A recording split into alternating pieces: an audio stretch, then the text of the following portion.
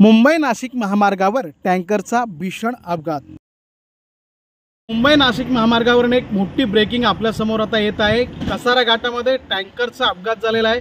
Tanker खोल दरीत गेलेला आहे। चालकाचं गाडीवरील नियंत्रण सुटल्याने हा अपघात झाल्याचा समोर येत आहे। या अपघातामध्ये मात्र जवळपास 5 जणांचा मृत्यू झाला आहे, तर 4 जण गंभीर जखमी झाले आहेत। घटनास्थळी मदत कार्य करण्यात आलेले आणि जखमींना उपचारासाठी रुग्णालयात दाखल करण्यात आले आहे। आजच्या घडीला हा अपघात झालेला आहे मुंबई नाशिक महामार्गावरती कसारा घाटामध्ये। आपण जर पाहिलं तर कसारा घाटामध्ये अनेक अपघात होतात, मात्र हा भीषण अपघात आहे आणि या अपघातामध्ये टँकरमधील जवळपास 5 जणांचा मृत्यू झाल्याची घटना घडलेली आहे, तर काही जण हे जखमी झालेले आहेत। या ठिकाणी पोलीस असतील यांच्या माध्यमातून मदत कार्य सुरू आहे। कसारा घाटातला हा आजचा अपघाताचा आपण पाहत असाल तर थरार पाहायला मिळतोय।